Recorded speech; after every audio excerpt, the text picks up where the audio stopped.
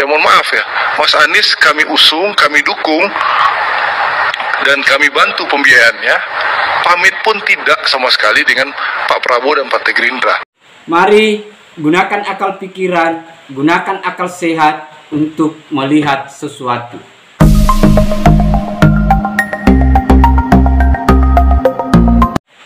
Assalamualaikum warahmatullahi wabarakatuh. Salam sejahtera untuk kita semua, salam demokrasi dan salam pluralisme. Oke, jumpa lagi sahabat-sahabat di Rahmat Channel. Nah, ini ada pengakuan yang sangat mengejutkan sahabat-sahabat. Itu dari Gerindra, bahwa dengan menerimanya Anies sebagai calon kandidat presiden dari Partai Nasdem, PKS, dan ya baru-baru ini terakhir lagi adalah Demokrat. Nah, ternyata menurut pengakuan dari Gerindra bahwa memang Pak Anies itu tidak pernah pamit. Dia tidak pernah pamit, dan malah yang mengejutkan juga adalah pada saat melakukan kampanye ternyata Gerindra juga selain dukungan partai, dia juga ikut membiayai pencalonan dia sebagai calon gubernur di 2017 yang lalu. Nah, itu sahabat-sahabat. Dan ternyata juga terbongkar bahwa utang Anies Baswedan terhadap Yusuf Kalla itu ya itu ditaksir atau diperkirakan itu mencapai sekitar 180 miliar. Nah, ini sangat mencengangkan sahabat-sahabat. Dan kita tidak tahu ya berapa lagi akan utang Pak Anies, karena ini adalah presiden itu mau mengurus Indonesia. Kita tahu biayanya akan begitu besar, dan kita tidak tahu ya apa yang harus kita gadaikan. Karena bisa jadi itu akan bisa selesai kalau ada yang digadaikan atau adalah di balik layar lah, kan begitu. Nah, kita tidak tahu seperti apa ya. Nah, saya tidak terlalu lama-lama sahabat-sahabat seperti apa pengakuan-pengakuan itu, dan Gerindra kemudian pengakuan ibu-ibu juga yang menyatakan bahwa utang Anies itu di Pak Yusuf Kalla itu di angka kisaran 100 miliar, dan itu sudah diakui oleh Pak Yusuf Kalla. Nah, untuk lebih jelas dan lengkapnya sahabat-sahabat, mari kita lihat videonya. Ya mohon maaf ya, Mas Anies kami usung, kami dukung, dan kami bantu pembiayaannya. Pamit pun tidak sama sekali dengan Pak Prabowo dan Partai Gerindra. Mohon maaf Bang, ini fakta. Ini fakta bahwa kita sudah dukung, kita sudah usung. Ya, apa namanya, kulunun sama sekali enggak. Ya, itu fakta yang ingin saya... Kamu nanya? Apa partainya? Kamu bertanya-tanya? Pertama tanya, alat komunikasi apa yang hampir dimiliki orang di dunia ini? Yang hampir setiap orang memiliki alat komunikasi. Saya berapa kali ditanyakan ini, dan jawabannya yang paling sering saya terima adalah handphone. Bahwa alat komunikasi yang hampir dimiliki semua orang adalah handphone. Dan saya jawab, bukan handphone, bukan telepon rumah. Alat komunikasi yang hampir dimiliki setiap orang adalah mulut. Mulut. Ini parah nih. Jakarta full hujan, air deras, hujan kenceng Jakarta semalam suntuk, tapi kita alhamdulillah normalisasi kali lancar, gak ada banjir. Ini bukan masalah baik gak baik, tapi gak banjir. Jakarta sekarang aman. Bukan masalah gubernur lama, gubernur baru nih. Tapi gubernur lama, gubernur baru sama aja. Yang penting normalisasi bagus. Kalau yang lama banjir terus sih. Terima kasih. Selamat datang. Kami ucapkan kepada Bapak Anies Baswedan, selamat datang di Sang Bumi Negara. Selamat datang Presiden Republik Indonesia 2024 di Lambang Gedung Kuning, ya rumah adat masyarakat Lampung yang satu-satunya ada di Provinsi Lampung. Pak Anies keren, panas kau. Ya saya bukan orang Jakarta. Kenapa saya harus panas sama Anies?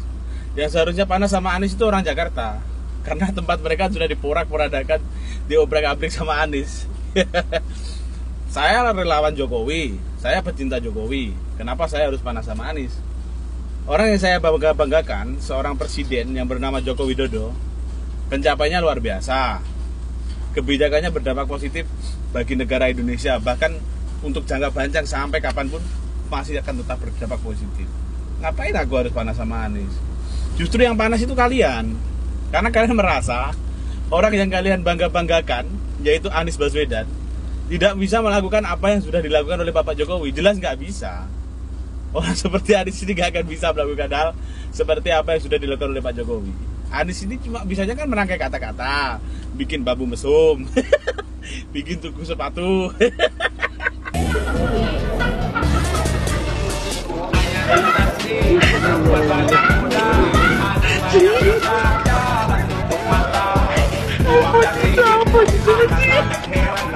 Bang, kalau misalkan Pak Anies jadi presiden, abang mau ngapain? Serius saya nanya. Dan saya juga bakalan serius menjawab pertanyaan Anda.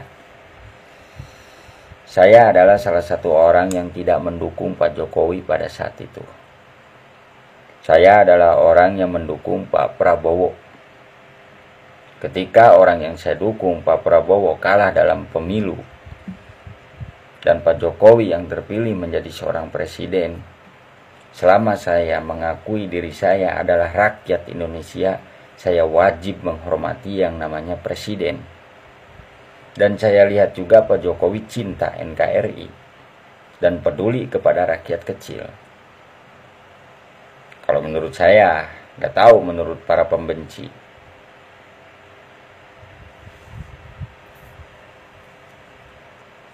Di kampung saya dulu, suara dukungan kepada Pak Jokowi itu kecil. Tapi Pak Jokowi sudah buat kita semua malu dengan hasil kerja Pak Jokowi. Di kampung saya dulu tertinggal. Jalanan hancur, pengairan hancur, masih banyak rumah-rumah yang kumuh. Tapi Pak Jokowi sudah menampar saya dengan prestasinya, dengan hasil kerjanya, dengan kepeduliannya, memperhatikan daerah saya, kampung saya, dengan memberikan bantuan, memperbaiki jalanan, fasilitas-fasilitas pengairan, bahkan membangun rumah-rumah yang kumuh yang tidak layak huni.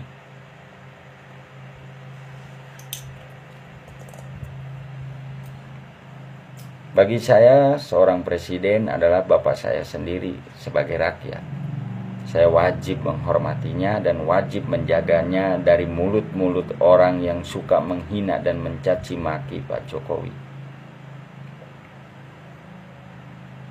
Kalau seandainya Pak Anies menjadi seorang presiden, saya pasti bakalan dukung selama Pak Anies baik menjadi seorang presiden. Dan kalau seandainya Pak Anies jadi presiden, tidak ada yang harus dirubah di Indonesia. Cukup lanjutkan. Cintai NKRI.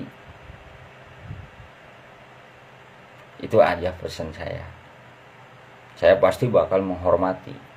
Dan apa yang saya bakal lakukan, saya bakal lakukan kegiatan saya sehari-hari selayaknya sebagai rakyat. Waktunya bekerja, saya bekerja. Waktunya tidur, ya saya tidur. Waktunya makan, ya saya makan. Bahkan waktunya modal, saya bakalan modal.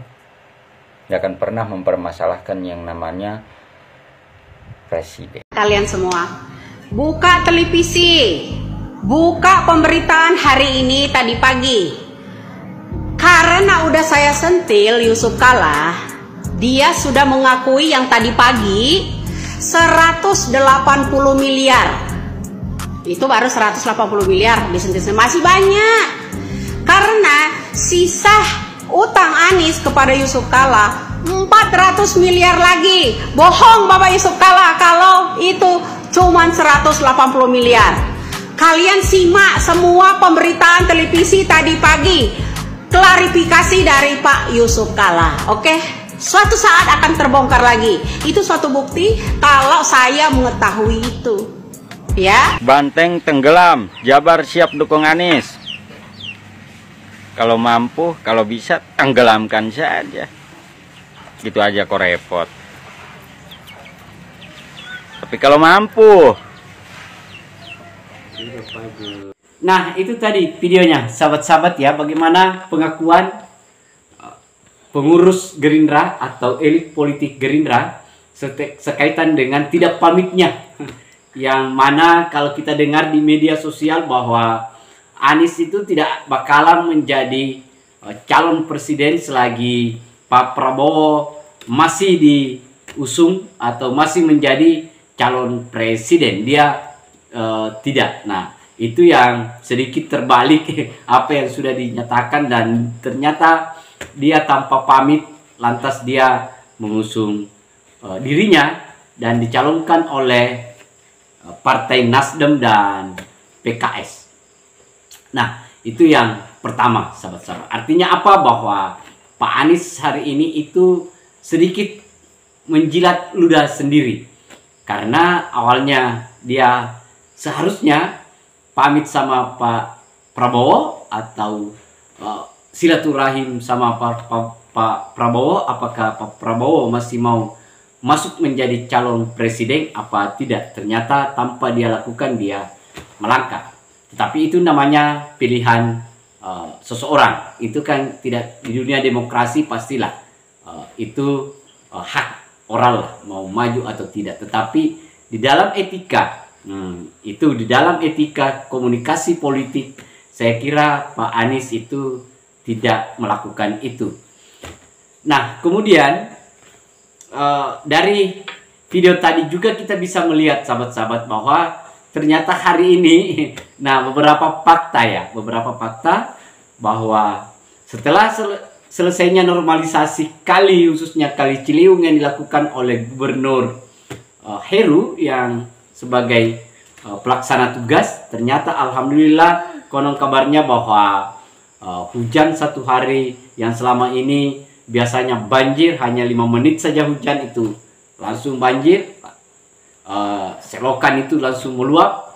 Nah, ternyata dengan normalisasi yang sudah dilakukan, ternyata itu sudah selesai dan hasilnya sudah dinikmati oleh warga Jakarta. Bukan di tangan Pak Anies, tetapi di tangan Pak Heru. Nah, itu sahabat-sahabat, dan juga ternyata terbongkar sudah. Kita kaget semua bahwa ternyata Pak Yusuf Kalla juga mengakui bahwa utang Anies itu di angka kisaran 180 miliar. Dan nanti ini muncul pada saat hiruk pikuknya Pilpres 2024, dan kita tidak tahu ya kenapa ada kok utang atau sebesar ini 180 miliar itu. Dari mana itu? Jangan-jangan ini itu pasti masyarakat, netizen, warga akan mencurigai, kok bisanya ada utang 180 miliar? Jangan-jangan ini adalah gadai pilkada, atau inilah yang disebut sebagai desain sutradara di belakang layar sebelum bertarung. Akhirnya ada tanda kutip bahwa ada uang 180 miliar utang Anies oleh Bapak Yusuf Kalla. Nah, saya kira itu videonya, sahabat-sahabat. Terima kasih banyak. Akhir kata dari saya, wassalamualaikum warahmatullahi wabarakatuh. Salam demokrasi, salam pluralisme, NKRI harga mati.